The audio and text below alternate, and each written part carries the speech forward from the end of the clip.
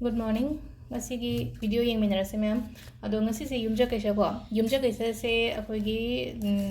number dana hairagana 104 leire aduga color da hairagana asang balere ko. Ado kaya ni pan gi haipet hairam mon hairap se yawa ba ko keno da message ha kon tam da ado ngasi se langban gi kun mapan ni pan bani ko. Calendar gumba sum yeng ho ba pharak ta ba ko dum yawra ga he haipetang adu su palam mon na hairap yawa ba. Ado hading ngasi se langban gi kun mapan ni ko. Ado ngarang portal gi manifestation to giva ngai do aina tang kumathoi da burn to tho haina ko tang kumathoi se khoi gi dum calendar ding be ko astami dam ni ko hadi khoi gi durga astami dam ne ba adu da oina burn to si no mi se da yam phai ba burn to raga adu kan da khallaga blow to tho ba sai gi magi ashes to magi che chak ki bagi keno do hai tare ko burn to ki bagi adu to bi be ko de 21 se da ngarang da gi I ba ho ki ba do same wish to dum numitarani do ido ne ko hadi change to ya de ko ngarang tara do chap manana hadi job ki exam ki health ki kari gram i gre na khale ko ngarang idu ga chap manana ko page to pam da I gadam ne ko align to ga to biro duga ham bada card ki message minare se duga timing ha petang hajar age ko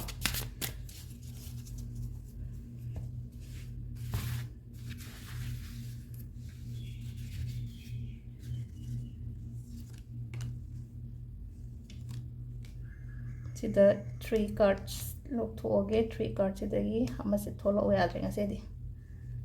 napsalaga lay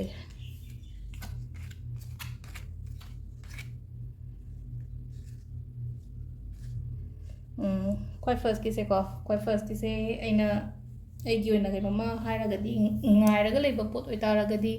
aina ngaira ga leba pot to result to outcome phajana lakani ani shubasina ngasi gi oina katang alert oyo section bio ko section bio haraga di ko chathok khotok poda oiro natraga haidi mi loina bodo oiro khara section bio mingonda yamna trust thamgano ngasi gi oina haraga di ani shubagi se ko aduga ahum subagi sina ahum subasina haidi pochai imungda chango haiba lei ko ngasi se imungda pochai chango haraga di haidi nahangai sum khallaga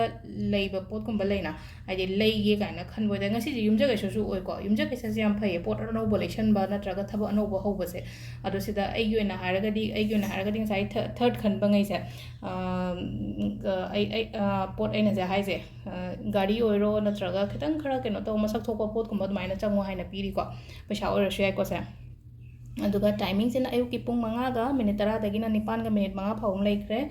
adagi mu 8 ga minute 13 doidana 13 ga minute ama phawum laire adagi pung ama ga minute 53 dagina pung 3 ga minute 52 phawum laire ko adagi mu 3 ga minute 3 dagina pung 13 ga minute ama phawum laire adagi pung 2 ga minute 3 dagina 3 ga minute kuntra nipan phobo ko ado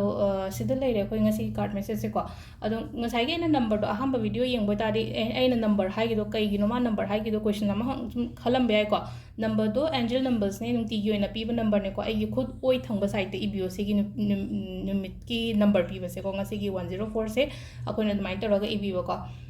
ado sum keno lak to re ko hade durga puja ke ka hodorab ne na durga puja gi pot leiba gi do ai hayeng natraga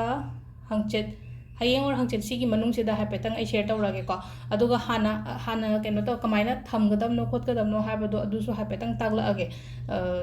houdring aida hadi hobanu metu dadi hadi pungjing do aina tawgadaba pungjing du da hadi ajo video namaga tawbodo mayam gidi amuk na ngaroina ko aduna ai loina kharangan na hadi keno oina demonstration tawbogi oina namaga adugi matungda haugadaba numito somna soidana keno tawbiyoba adu sida leire akoi aduga amasu muk tawbe ai ko thayeng thasi numit se ko ai ha pe chu ningjang ki thasi numit se koi keno loiba su oina ko haidi tarpon loiba hai na ko adu si loiba numit se da ko akoina akoi gi tarpon haibadi do haidi ahan gi kai ka thopani na ko nungdang sida akoina kai tawbe ai chinga karpurga se khogi mapan da thamam doine ba karpur khangina khoina keno tawda sina bse ko chingti kot machang khatang da karpur da hapaga mai thara mapan da thammi se kai gino ha ka jida ko akoi dosh lei ba kaina leina ko haidi pitra dosh kaina da leibane pitra dosh ke amna te ko sum akoina kemta keno tawdraga sum tawrubada keno ma yade daw yade natraga haidi oide khote haibagi isada keno leibase haidi adugi doshum bale ngasai ꯑꯍꯟ ꯑꯃꯟ ꯍꯥꯏꯇꯥꯔꯦꯀꯣ ꯂꯩꯈꯤꯗ꯭ꯔꯕ ꯑꯍꯜ ꯂꯃꯟꯅꯒ ꯍꯥꯏꯗꯤ ꯃꯣꯏꯅ ꯀꯩꯅꯣꯝꯃ ꯑꯁꯣꯏꯕ ꯑꯃ ꯇꯧꯔꯝꯕ ꯃꯇꯝꯗ ꯍꯥꯏꯗꯤ ꯃꯆꯥ ꯃꯁꯨꯗꯁꯨ ꯄꯥꯜꯂꯦ ꯍꯥꯏꯕꯒꯤ ꯑꯗꯨꯝ ꯑꯗꯨꯁꯨ ꯊꯥꯖꯕ ꯑꯗꯨꯝ ꯂꯩꯀꯣ ꯑꯗꯨꯗꯨꯅ ꯍꯥꯏꯗꯤ ꯃꯣꯏꯅ ꯑꯁꯣꯏꯕ ꯍꯥꯏꯕ ꯃꯇꯝꯗ ꯍꯥꯏꯗꯤ ꯈꯪꯍꯧꯗꯅ ꯃꯣꯏꯅꯁꯨ ꯍꯥꯏꯗꯤ ꯏꯟꯇꯦꯟꯁꯅꯤ ꯇꯧꯕꯗꯤ ꯅꯠꯇꯕꯤꯗ ꯃꯣꯏꯗꯒꯤ ꯈꯤꯇꯪ ꯃꯤꯑꯣꯏꯕꯅꯤꯀꯣ ꯈꯤꯇꯪ ꯁꯣꯏꯈꯤꯕꯒꯨꯝꯕ ꯌꯥꯎꯕ ꯃꯇꯝꯗ ꯑꯗꯨꯒꯤ ꯗꯣꯁꯇꯣ ꯀꯩꯅꯣꯗ ꯂꯩꯍꯧꯔꯤꯕ ꯃꯆꯥ ꯃꯁꯨ ꯃꯌꯥꯝꯗꯨꯗ ꯍꯥꯏꯗꯤ ꯀꯩꯅꯣ ꯇꯧꯔꯒ ꯃꯣꯏꯗ ꯑꯦꯐꯦꯛ ꯇꯧꯕꯅꯤꯅ ꯑꯗꯨꯗꯣ ꯐꯅꯕꯒꯤꯗꯃꯛꯇꯀꯣ ꯄꯤꯇ꯭ꯔ ꯗꯣꯁꯇꯣ ꯉꯁꯥꯏꯒꯤ ꯉꯥꯛꯊꯣꯛꯅꯕꯒꯤꯗꯃꯛꯇ ꯍꯥꯏꯗꯤ ꯊꯥꯡꯖ ꯅꯨꯃꯤꯠꯁꯤꯗ ꯑꯩ ꯍꯥꯏꯐꯦꯠꯇꯪ ꯎꯠꯁꯨ ꯎꯠꯂꯛꯈꯤꯒ ꯑꯗꯨꯒꯤ ꯄꯣꯠꯇꯨꯃꯁꯨ ꯁꯦꯇꯔꯗꯦ ꯅꯨꯃꯤꯠꯇ ꯇꯧꯕꯤꯌꯣꯕ ꯁꯤꯒꯤꯁꯤꯅꯀꯣ ꯑꯗꯨꯒ ꯃꯊꯪꯒꯤ ꯅꯨꯃꯤꯠꯇ ꯉꯁꯥꯏꯒꯤ ꯆꯦꯡꯗꯣ ꯍꯩꯗꯣꯛꯈꯤꯗꯣꯏꯅꯦꯕ ꯑꯗꯣ ꯁꯤꯁꯤꯃꯁꯨ ꯇꯧꯕ ꯌꯥꯏꯀꯣ ꯇꯧꯕꯒꯤꯗꯤ ꯃꯌꯥꯝ ꯑꯃ ꯂꯩꯈ꯭ꯔꯦ ꯑꯗꯨꯅ ꯑꯗꯨ ꯅꯨꯃꯤꯠ ꯇꯧꯒꯗꯕ ꯅꯨꯃꯤꯠꯇꯨꯗ ꯑꯣꯏꯅ ꯁꯦꯌꯔ ꯇꯧꯔꯛꯑꯒꯦ ꯍꯥꯏꯗꯤ ꯃꯌꯥꯝꯁꯨ ꯅꯤꯡꯁꯤꯡꯅꯕꯀꯣ ꯑꯗꯣ ꯁꯤꯃꯁꯨ ꯇꯧꯕꯤꯕ ꯌꯥꯏ ꯑꯗꯣ ꯁꯤꯗ ꯂꯩꯔꯦ ꯑꯩꯈꯣꯏ ꯉꯁꯤ ꯀꯥꯔꯠ ꯃꯦꯁꯦꯖꯁꯦ ꯃꯌꯥꯝ ꯊꯦꯡꯛ ꯌꯨ